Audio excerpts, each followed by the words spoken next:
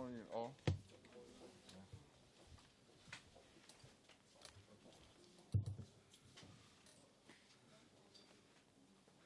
Pleased to welcome the distinguished ladies and gentlemen of the press to this press briefing on the commencement of the next phase of the enumeration area demarcation exercise of the National Population Commission, which is the 10th phase of the exercise so far undertaken.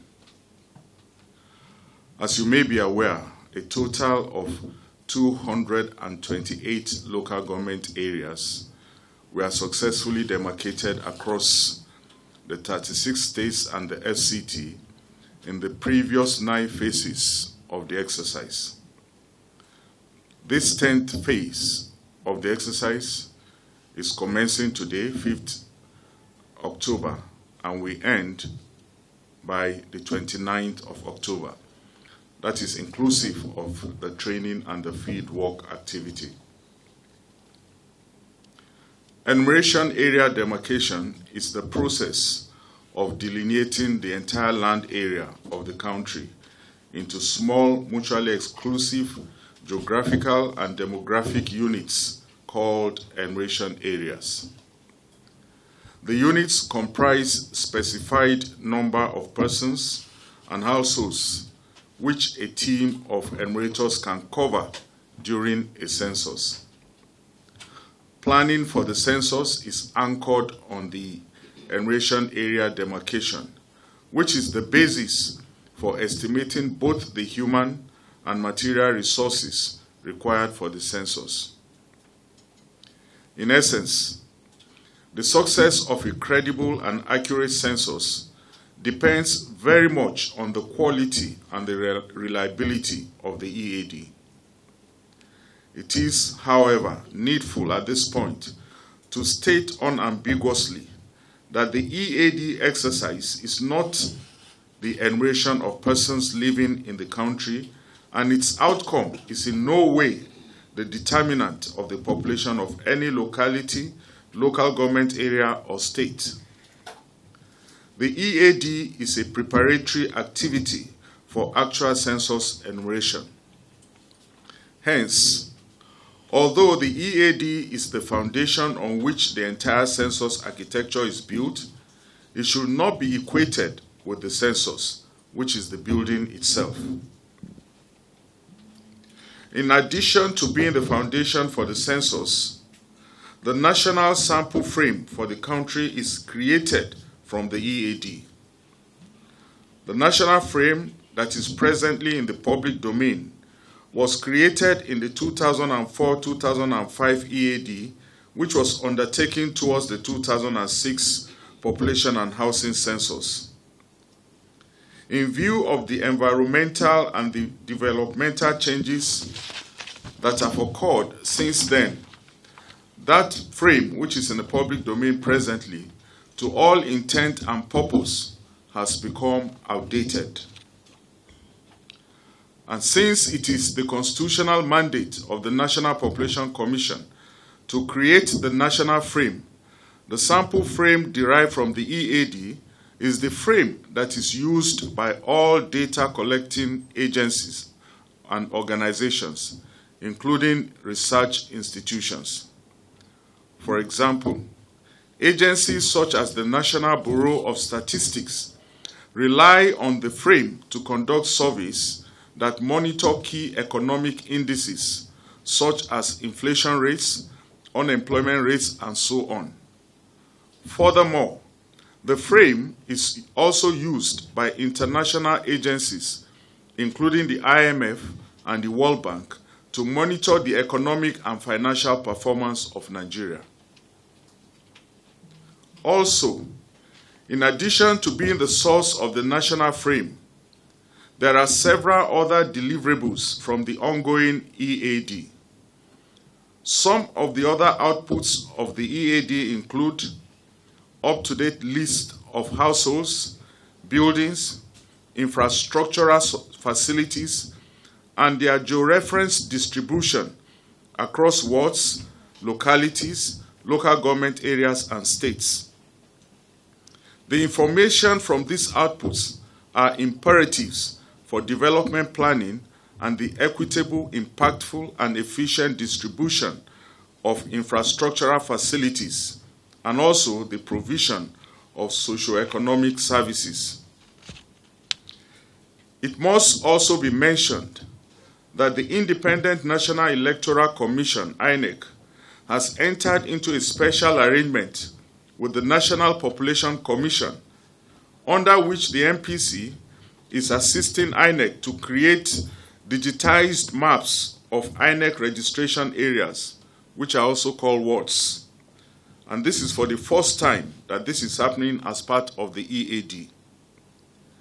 It is expected that the output of this collaborative effort will further enhance the accuracy and transparency of future elections. Added to the above, and in the face of the growing insecurity besetting parts of the nation, information from the EAD is also invaluable for security surveillance, as well as crime prevention and crime detection. In the same vein, information on household distribution obtainable from the EAD can be used to ameliorate the adverse effects of the ravaging COVID-19 pandemic by enabling a more systematic contact tracing and distribution of palliatives. It is in the light of the foregoing that the Commission is putting in every effort to ensure that the ongoing EAD exercise is carried out meticulously, professionally, and scientifically. To this end, the latest technology has been deployed for the exercise, including the use of very high-resolution satellite imageries as the base map for the exercise, the use of Global Positioning System, GPS, for georeferencing, and the use of Geographic Information Science for data management. Also, personal data assistance, also known as handheld devices or tablets, that include a computer software for population estimation, are being used for data capture in this exercise. I am especially pleased to announce that beginning from this phase of the exercise, a new software called the EAD-PAD is being introduced. This groundbreaking innovation, which was developed exclusively and internally by the National Population Commission, has now made the entire EAD process completely paperless. The application supersedes the CS Pro software, which was previously used for capturing attribute data for the EAD. The new system has eliminated the sorting and printing of satellite maps before proceeding to the field. Furthermore, the technology has the advantage of capturing both attribute data as well as spatial data using the same device. In addition to enhancing speed, accuracy, and efficiency, the EAD-PAD will virtually eliminate the hitherto humongous cost of paper and ink. It is also significant to note that except for the introduction of the EAD-PAD, it will have been difficult to undertake the EAD during the rainy season. However, the introduction of the EAD-PAD has made it possible to carry out the EAD in the rainy season without the fear of damage to maps and other paper documents that were previously used for the exercise. What is more, the introduction of the EAD-PAD has facilitated the introduction of a portal that will serve as a dashboard to host and monitor the entire EAD process, online and real-time nationwide. I wish to pause at this time to congratulate and to appreciate the Cartography Department for this groundbreaking achievement. The 10th phase of the EAD will be conducted in 33 local government areas spread across 25 states and the FCT, as indicated hereunder. 1. In the northwest, we have Jigawa, and in Jigawa we shall be carrying out EAD in this phase in Gwiwa and Yankwashi local governments, 2 local governments in Jigawa state. In Kaduna state, the exercise will be conducted in Sabongari local government. In Kano, the exercise will be conducted in Fege. In Katsina, the exercise will be conducted in Rimi local government. In Kebbi state, the exercise will be conducted in 2 local governments, namely Meyama and Kalgo local governments. In Adamawa state, the exercise will be conducted in Mubi South local government. In Bauchi state, the exercise will be conducted in Tafa Balewa local government, while in Borno state, the exercise will be conducted in Mafa local government. In Taraba state, the exercise will be conducted in Zinc local government. 2 local governments will be covered in Benue state, namely Agatu and Upper local government. In Niger state, the exercise will be conducted in Magama local government. In Plateau state, the exercise will be conducted in Jos North, while in Kogi state, the exercise will be conducted in Dekina local government. In Amak, the exercise will continue. In FCT, the exercise will continue in Amak, and we hope to conclude Amak.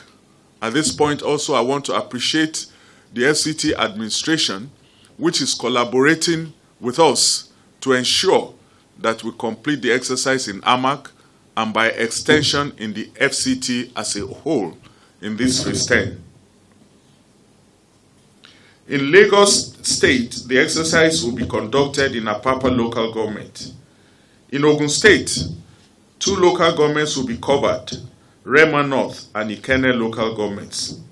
In Osun State, the exercise will be conducted in Ife East, while in Oyo State, the exercise will be conducted in Ibarapa East and Ogoluwa local governments.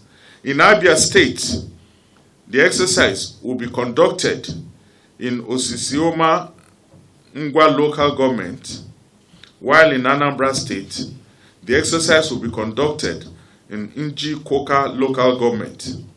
In Enugu State, the exercise will be conducted in Enugu East. In Imo State, the exercise will be conducted in Ikeduru local government. In Akwa Ibom State, the exercise will be conducted in Ibesipo, Asutan local government, and Uruan local governments. In Cross River State, the exercise will be conducted in Yala local government. In Delta State, the exercise will be conducted in Ugeli North, while in Rivers State, 2 local governments will be covered, Gokana and Ogu Bolo local governments.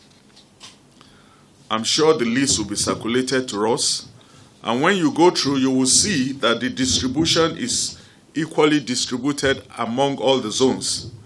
The local governments are being selected according to their sizes because it's our desire to conclude the bigger ones first. But where we have smaller local governments, that's where you have 2 local governments within a state to ensure equitable distribution. The Commission has put in place adequate logistics arrangements for effective deployment of personnel and materials in all the local government areas where this phase of the EAD will be conducted.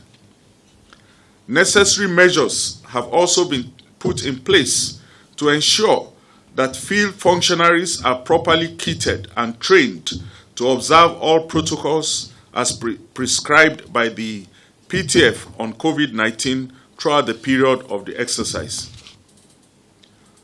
However, notwithstanding all arrangements and precautions worked out by the Commission, the cooperation of all stakeholders remains paramount for the success of the exercise. I therefore wish to call on all critical stakeholders, especially state governments, local government councils, and traditional institutions in the affected communities to extend support and assistance to functionaries assigned to work within their domain. In view of the precarious security situation in some of the communities, I particularly wish to appeal to security agents in the selected communities to assist in providing security for our field functionaries and materials. Hitherto, the Commission has been implementing the EAD in phases due to limitations in the availability and allocation of funds. I am, however, pleased to announce that His Excellency, Mr. President, has reaffirmed his commitment towards the successful completion of the EAD and indeed towards conduct of the next census by approving the release of the total sum of 10 billion naira for the continuation of the EAD in the remaining 546 local governments of the countries.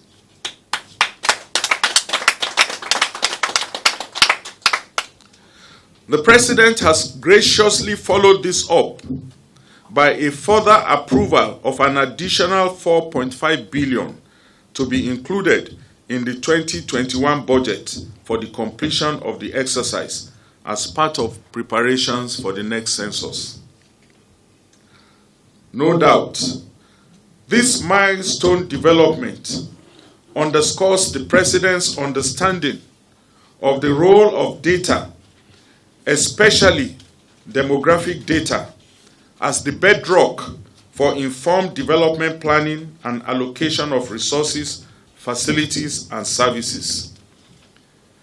The President has, by this giant intervention, demonstrated his desire to invest in the population, especially our teeming youthful population, and to thereby lead the country to harness the demographic dividend.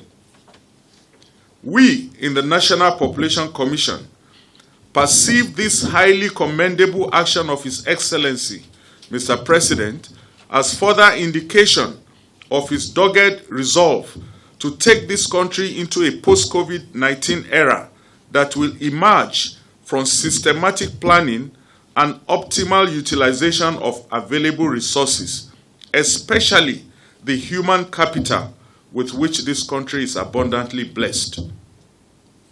There is no gainsaying that no nation can develop beyond the capacity of its population. For us at the Commission, we wish to reiterate our preparedness and unwavering commitment to work towards the successful completion of the EAD and the conduct of the next census, and to thereby provide accurate, reliable, and up-to-date demographic data for national planning and development. As I conclude, I wish to affirm and to reassure you all that the present membership, management, and staff of the National Population Commission is bubbling with a common vision, zeal, commitment, and expertise, and with the sophisticated technology at our disposal and the support which the President has extended to us, I am confident that the Commission will deliver a very successful EAD and also conduct a census that will be accurate, reliable, and acceptable. May I therefore appeal to every stakeholder, and particularly you, our friends in the media who are gathered here today, to join hands with the National Population Commission in realizing this dream of providing the needed demographic data that will facilitate the upliftment of our dear nation to the next level. I thank you all for your attention. You will recall that just recently, Mr. President appointed the complete membership of the National Population Commission, including a substantive chairman. That in itself is an indication that government is working towards the exercise.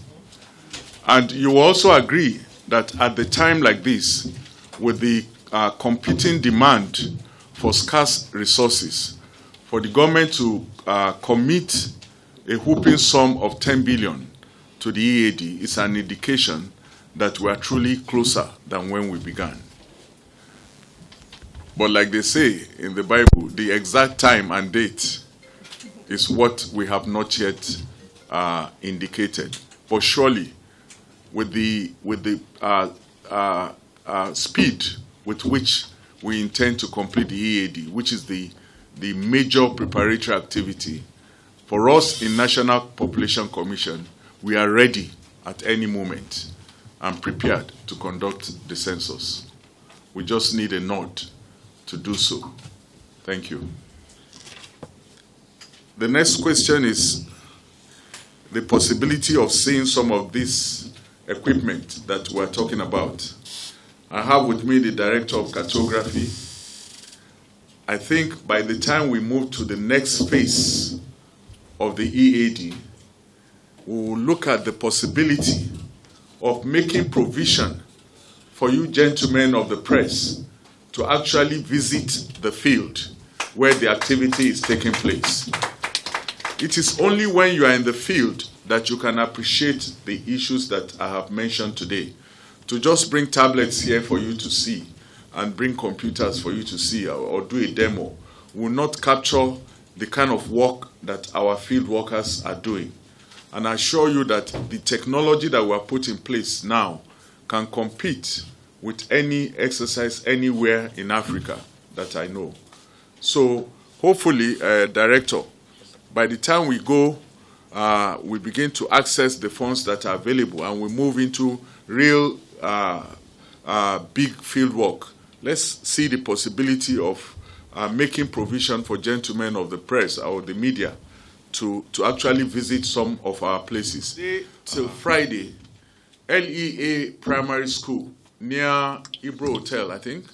No. Wuse 2. Yes, primary school. Where is that one? Near the Roman Catholic Church. Okay. We know where they are describing to us. They say Wuse Zone 2. There's an LEA Primary School near one Roman Catholic church or something. Please, I want to encourage us, we can just visit the training place between now and Friday. He will make arrangement to receive you. And then you can see, madam, you can see the things we are talking about. We are not just talking. When you go there, you will see. For real. Do we have any copy of the manual? Okay. We have a manual. Maybe they can make it available to you. Your other question is Nigeria ready for the census? I think I addressed it when I was responding to Benga. Isn't it, madam? Yeah. Good. How much support are states giving?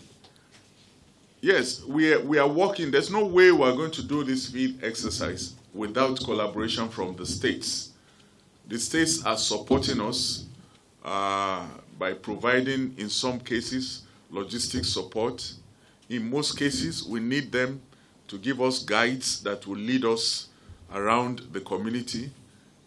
They are supporting in terms of advocacy and publicity. So we are also expecting that as we move into the census proper, that we shall get support from our development partners.